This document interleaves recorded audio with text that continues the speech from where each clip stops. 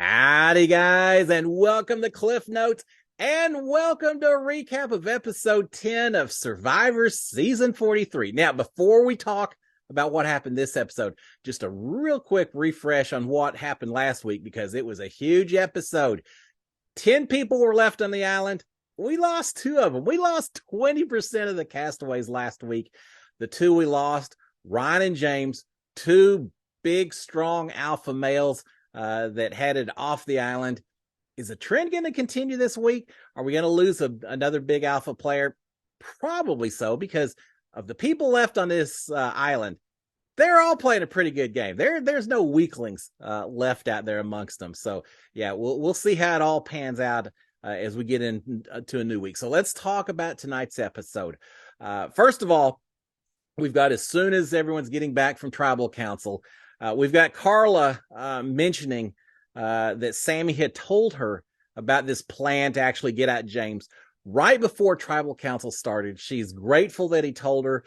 She decided based on that to go ahead and vote with the majority and vote James out, even though they were tight and she hadn't seemed like she wanted to do it. Remember, we were talking about last week whether she had turned on James or not. Well, it turns out that she did. She went with the majority on her particular vote. So we did have that. Now, with the other tribal council, the blue group, I guess we'll call it, the second tribal council that happened last week, we see Cassidy very happy to find out that Ryan went home on the other vote that took place. Or I take that back. Very happy that Ryan went home on her tribal council. Ryan was going after her. She was going after Ryan. So she's very happy about that. But she's also very confused about the fact that James went home, because she knew that he had the knowledge is power advantage that he should have been able to utilize to potentially save him. But Carla's explaining, so now they fooled him. He didn't know that he was going home. He just got, he fell for the big con, and that's what happened. Which Cassidy is as happy as she is to see Ryan gone, not so happy to see James gone. Remember, Cassidy and Ryan, and Cassidy and James and Carla were a pretty tight little group of 3 on this island, still from leftovers of the Coco tribe. So Cassidy not too happy to see James that went out the door. Even worse, James went out the door with his advantage, which for the people who have idols still left in this game, they got to be pretty happy about that, right? So we do see people just kind of talking about the way the tribals went down. Really curious to see the repercussions of that, because now we've got these 2 groups of 5 merged back together to a single tribe of 8 people. We'll see how that may have affected loyalties based on what happened last week, or if at this point it's kind of water under the bridge and turning a new leaf, starting a new chapter. We will find out. All right, we do see Jesse and Noelle talking about Sammy, and the fact that not just that Sammy was on board to get James out, but the fact that Sammy actually told Carla about the plan ahead of time. And Jesse is basically saying, look, he's overplaying. He's trying to play up every single angle, protect himself on every single front. He didn't want to burn anything with Carla. So he told her, I get it, but he's too good with too many people, and that worries me a little bit. So we certainly see Jesse and Noelle worried about that. But as soon as we get through that little scene, we then see Jesse talking about basically the fact that he's playing every angle. He's tight with Cody and Gabler. He's working with Carla and Cassidy and kind of that little group of 2 now that James is gone. And he's also working with Noelle and Owen and feeling like those 2 are pretty tight. So yeah, Jesse, he finishes it off with a big smile on his face, saying, yeah, I'm feeling pretty good the way things are going right now. From a foreshadowing standpoint, you don't ever want to say that. The survivor gods, the karma gods, they come after you when you say things like that you feel too comfortable. But Jesse's throwing it out there. Let's see how it affects him for the rest of the evening. All right. With that being said, let's go on to our first challenge. Now, we've had a lot of episodes where we have a reward challenge and an immunity challenge all thrown into one. Not this week. Now we got 2 separate challenges. So the first challenge is going to be the reward challenge. This was a fun one. Each of the 8 castaways starts off inside, not really cage, but inside a frame that rotates, it spins. You have to spin your crate around or your cage around, and as you do so, it winds up a rope with a buoy on the end. Once the rope has been pulled across a finish line, I suppose. So once you've spun enough times quickly enough, the buoy gets pulled across the line, you're good to go.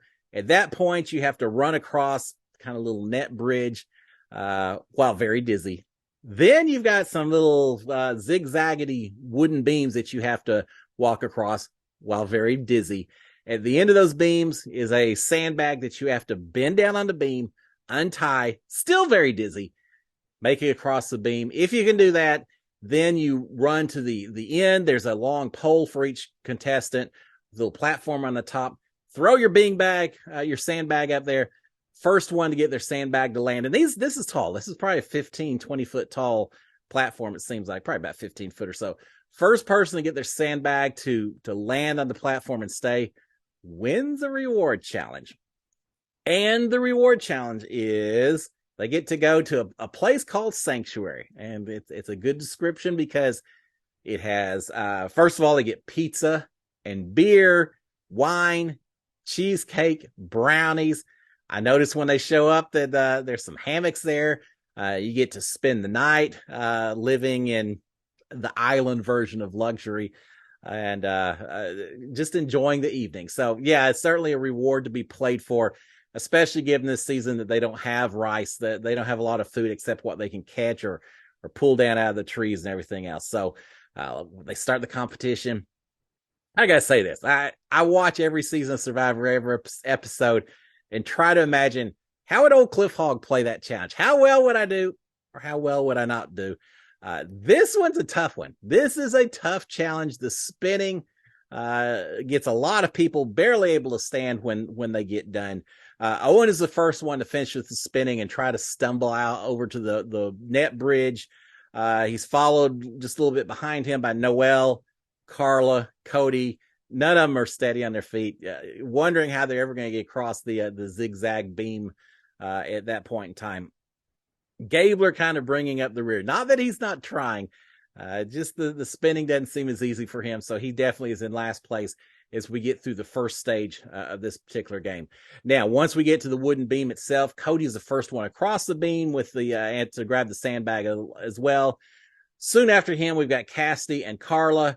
Cassidy is actually the first one to get her sandbag off, get across the beam, and actually get to the platform and start throwing her sandbag, trying to land it. But it's not easy for any of them. It's certainly not a first shot and you're done type situation. So Cassidy has started first, but before you know it, we've got pretty much everyone at the end trying to land their sandbags, except for Noelle. Noelle showing an amazing determination, amazing grit. If there was ever a word to describe someone, grit would be it for Noelle.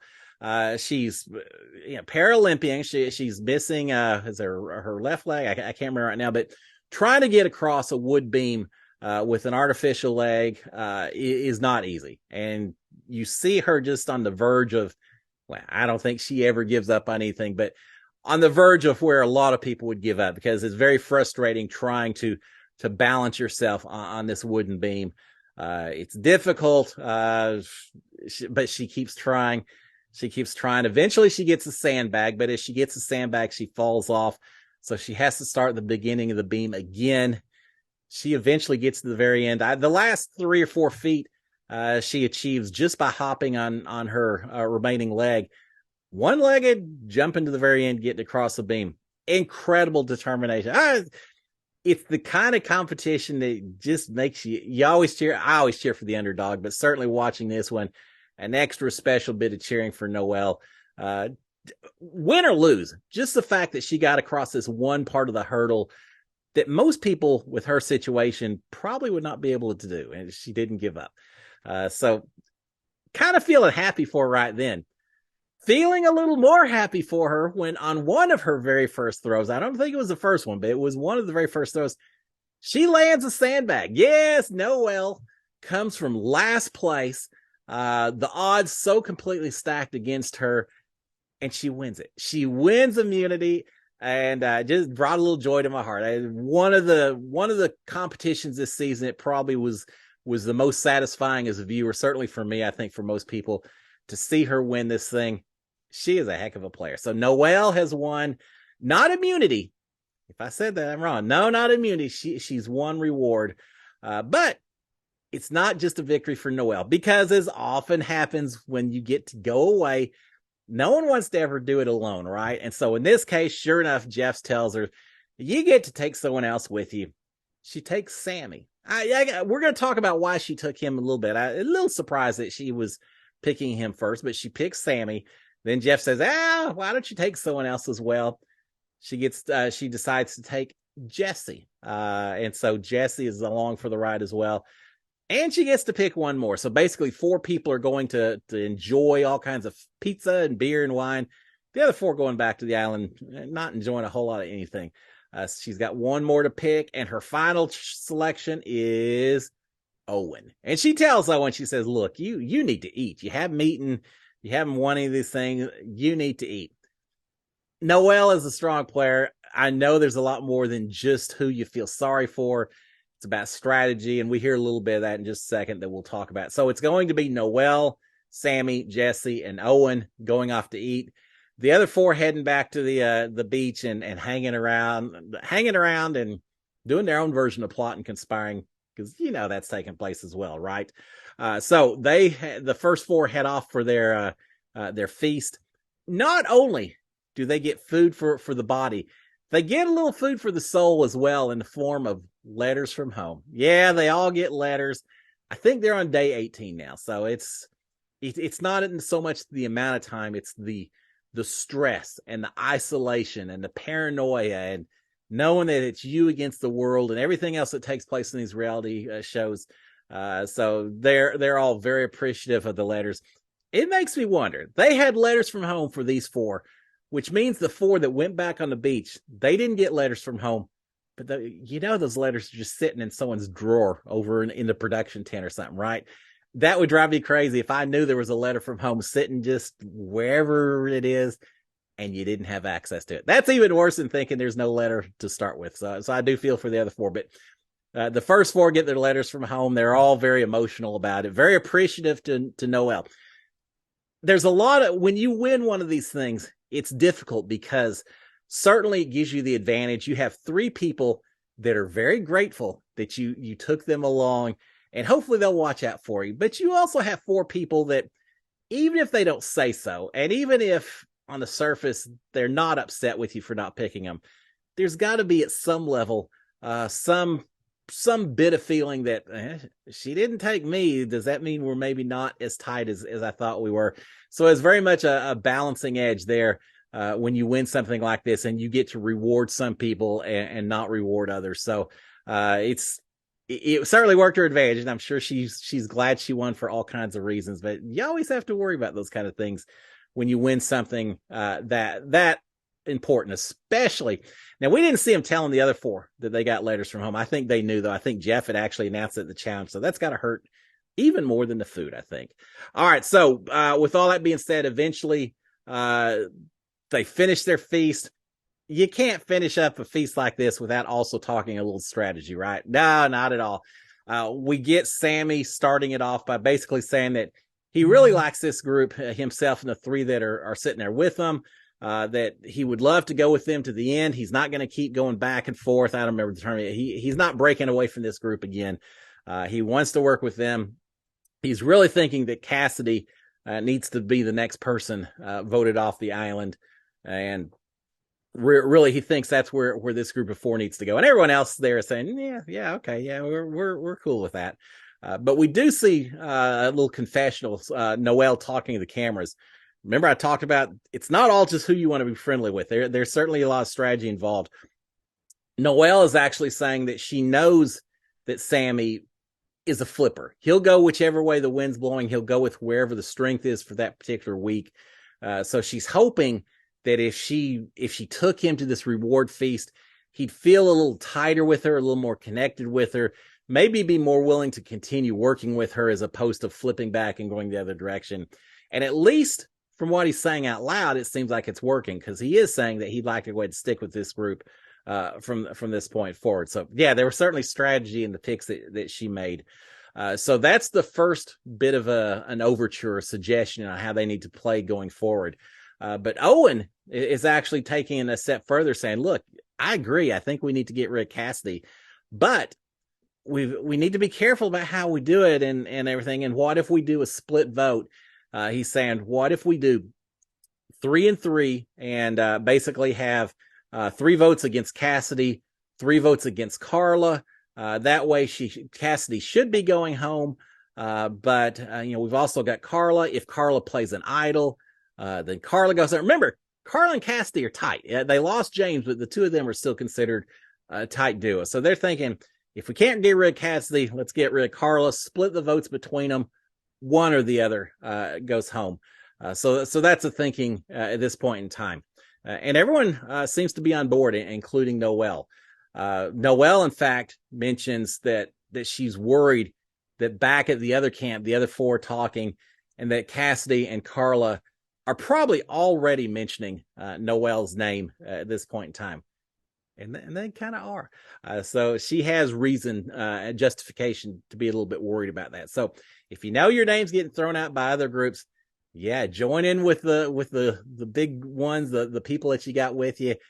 Identify some other target, push forward on that if it helps save you as well. So that's what we've got at the reward feast part of this this group on this particular episode. But meanwhile, back at camp for the have-nots, for lack of a better word, we also have strategy talk taking place.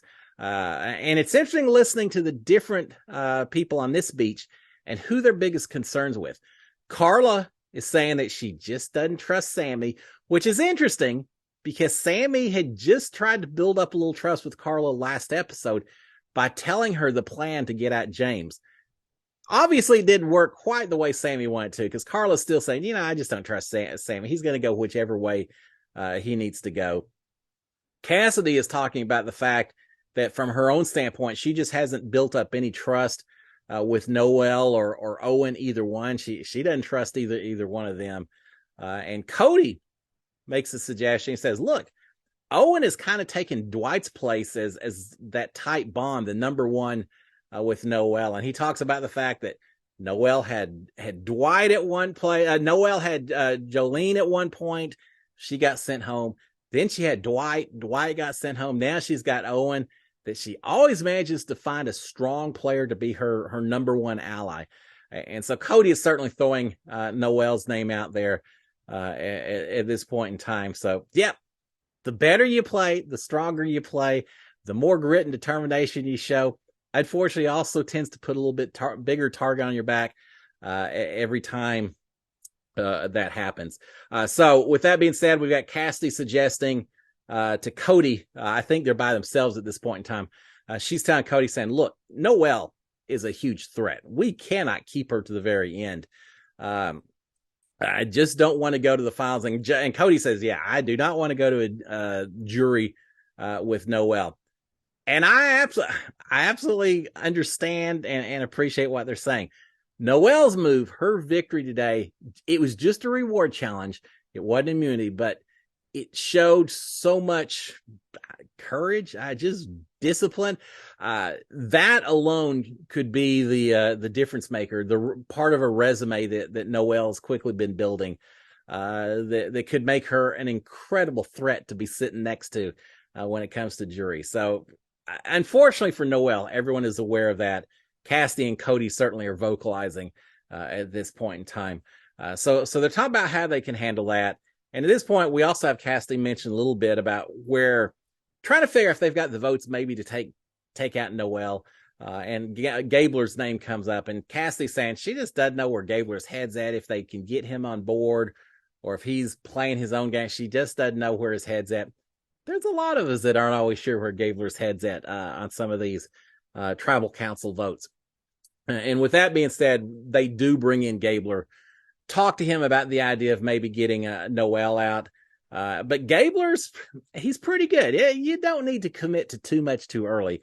And he's certainly not doing that. Gabler's saying, yeah, I hear what you're saying. I don't disagree with you, but I think we just need to wait and see who wins immunity.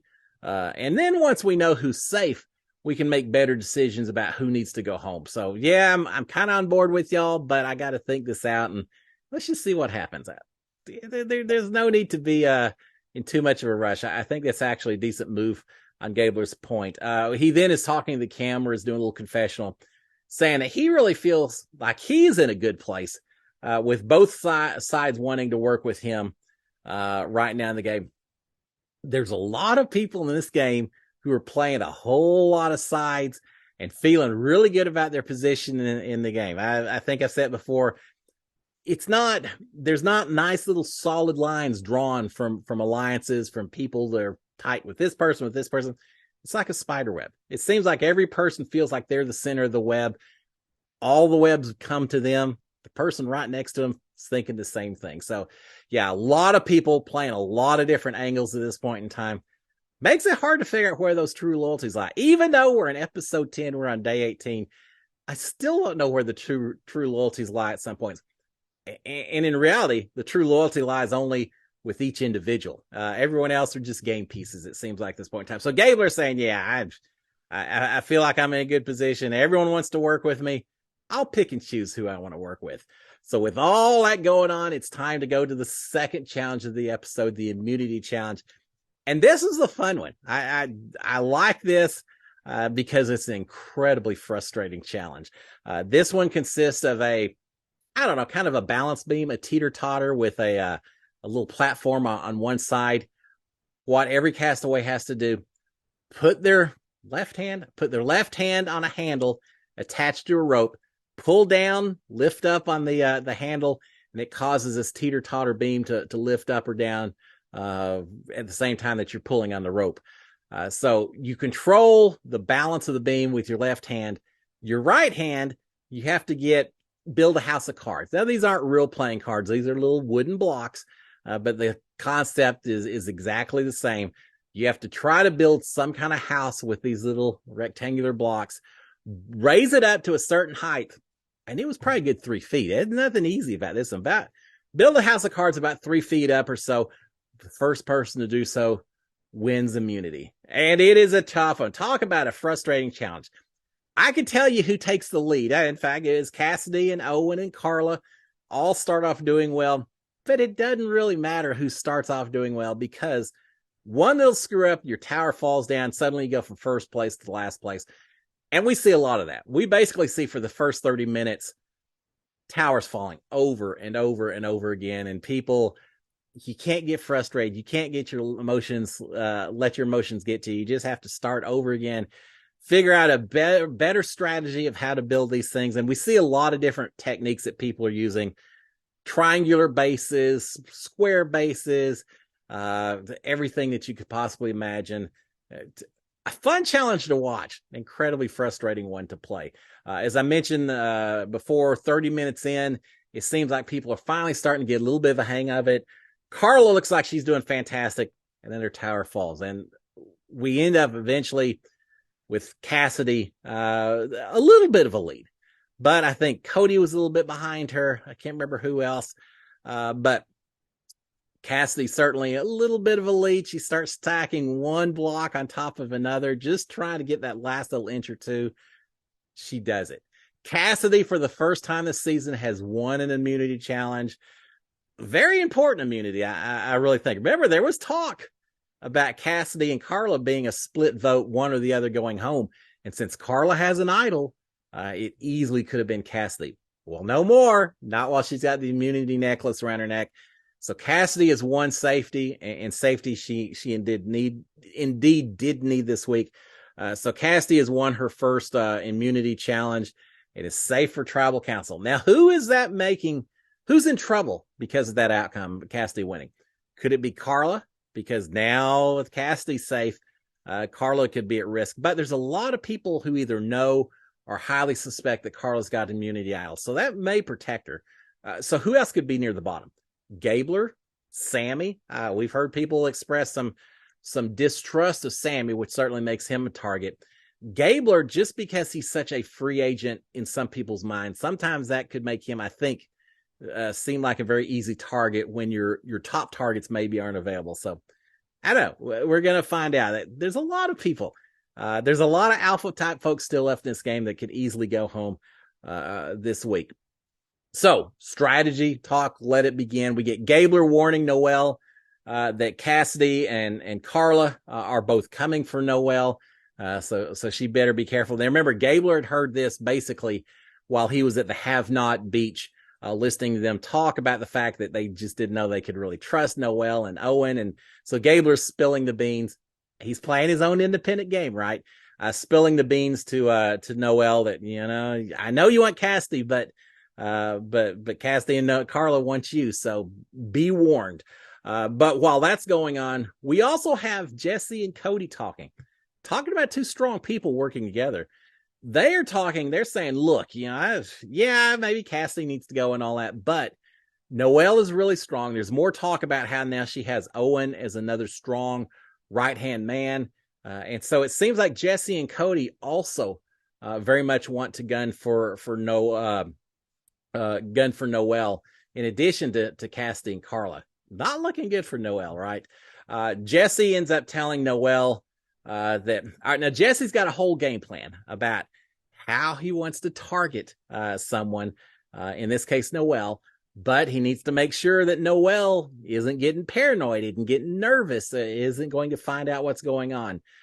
So Jesse's telling Noelle that he talked to Cody, but Cody just wanted his immunity idol back. Don't talk about the fact they may be going after Noelle. But he also then has a little conversation with Sammy, where talk about who they want to go after, that maybe this group that ate the pizza together could stick together. And Sammy says, yeah, I'd love to work with that group going forward. He says, but we can't keep Noelle forever. We can't let her get to final two. She's too dangerous. Well, Jesse goes right back to Noelle and throws Sammy under the bus. Says, hey, just so you know, Sammy just got through saying that that as much as he wants to work with us, he can't keep you, that he wants to go after you. So yeah, Jesse very quickly is throwing Sammy under the bus to Noelle. At that point in time, Jesse is now suggesting a split vote. He's saying that, look, Gabler and Owen and Sammy could vote out Carla, and then Noelle and Owen and Cody could vote out Sammy. So Jesse's got his own idea. Jesse's playing a lot of games. We then have Jesse, after all this conversation, then Jesse goes to Carla and says, look, just so you know, the plan is to go with a 3-3 vote between you and Sammy, and send Sammy out the door, but you're getting put up there as well as a vote, just in case. So again, Jesse was the architect of this idea of this split vote, but now he's telling Carla, letting her be warned a little bit about it, and then saying, but here's the real plan. That's what's being talked about. That's just to cover Carla. You're good. Saying what we actually want to do is we want to get at Noelle.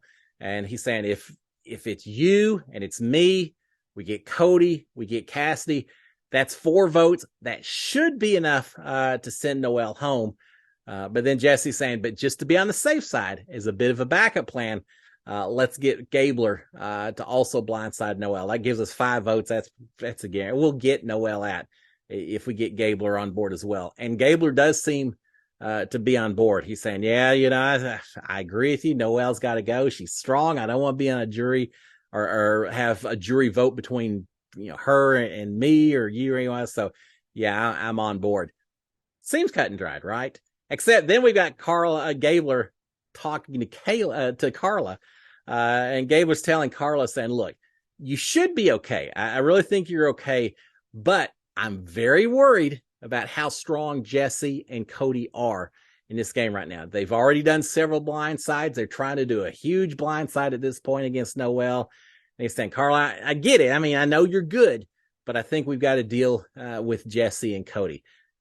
There's so many irons in the fire right now, different plans going on. Noelle thinks that's probably Cassidy going home. A lot of people think Noelle's going home. Now we've got Gabler thinking that Jesse and Cody need to be dealt with. maybe get sent home. Sammy's name's been thrown out there as well. We got a lot of people with a whole lot of different ideas going into this tribal council. So let's talk about tribal council, because as we go in, I have no idea. I have no idea whose actual loyalties lie where. And again, I think for all of these players, their only true loyalty is to themselves, and everyone else, they're good enough players. It's all about who is a tool that I can use for this particular occasion, this particular moment, and then just move on. Sammy isn't the only floater in this game. There's a whole lot of people that are willing to go with whoever they need to just to get a step further. So with all that being said, let's talk about what happens at Tribal itself. First of all, Jeff Probst is absolutely gushing over the effort that Noelle put out to win that reward. And I don't blame him one bit.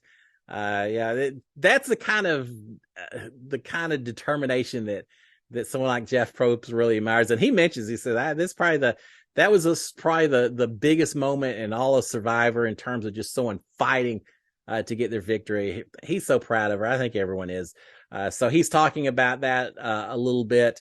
And we then turn from that to a lot of trust from a lot of people sitting around that fire, talking about trust and trust being the biggest currency on the island. And also, as much as you want to trust people, who can you really trust? And it's not just also about who you trust, but the idea of who trusts you. And I think it's Sammy that points out at one point, it's like someone pays, you give someone a bill, they pay you back, but you can't really look at the currency, because if you do so, then you're suggesting to them that you don't trust them.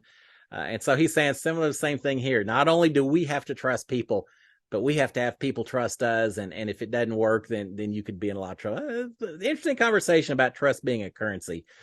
We have Gabler throwing out his own comments about everyone that's left are silent assassins with their silencers, very selectively picking off who they want to. They've all got their strategies. They've all got their plans. There's mention about there's no more hand grenades being thrown. In other words, it's no longer just a situation of, hey, as long as it's not me, I don't care who goes home. Just let the damage go everywhere else except right here. There's not any of that. It's all about the path forward to the final tribal council and who needs to get moved off the island in order to make that happen. So Gabler's saying, yeah, we're all, including myself, we're all just the silent assassins out here taking very selective shots and doing what has to be done. And Noelle points out, she says, the thing is, you kind of need assassins at this point in time, because there are still idols floating around amongst the tribe mates here, which means you can't make it blatant who you're voting for, because if you do, then that person may have an idol, may play an idol. So you got to be sneaky and subtle and lying and everything else that we love to watch on Survivor. You have to be that silent assassin to make it work. All right, on to the vote. No idols, no advantages have been played. Isn't it amazing we haven't seen more, considering how many idols and advantages out there? The fact that they really have not been played so far. One or two, Noelle played the steal a vote last week, but for the most part, we haven't seen all these idols and advantages taking a huge, they haven't played a huge role in the game just yet, at least in terms of tribal council. So no idols, no advantages played, no shot in the dark played either. We get the votes back. We get one vote for Carla. We get one vote for Noelle. We get one vote for Sammy. So first 3 votes, 3 different people. I would expect nothing else in this tribal council.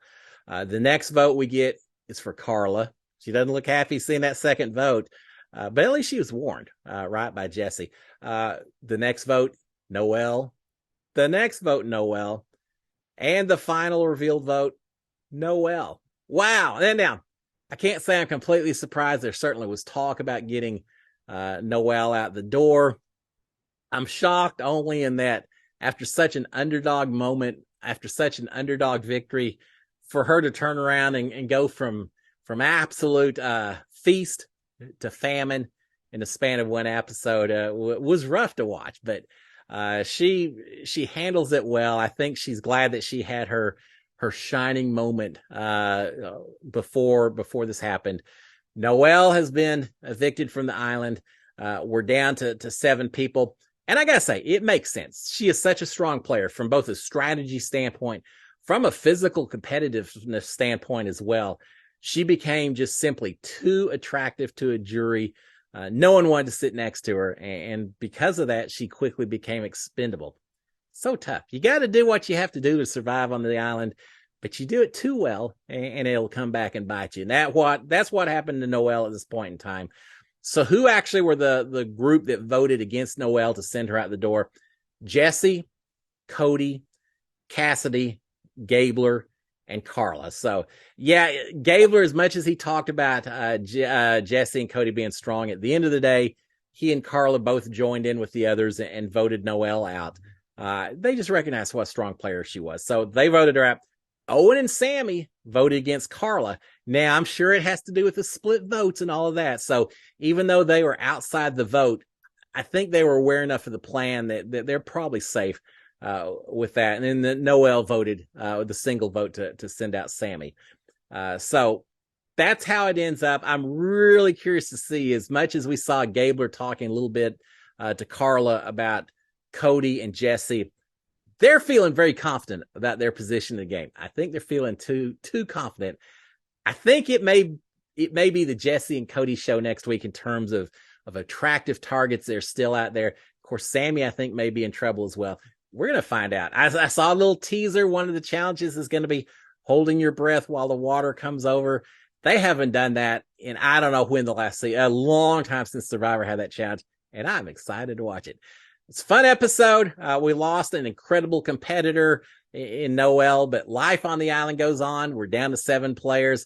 I'll be back next week to give you a recap of episode 11. Until then, y'all have a great week. SKD 143. Cheers, my friends. Bye.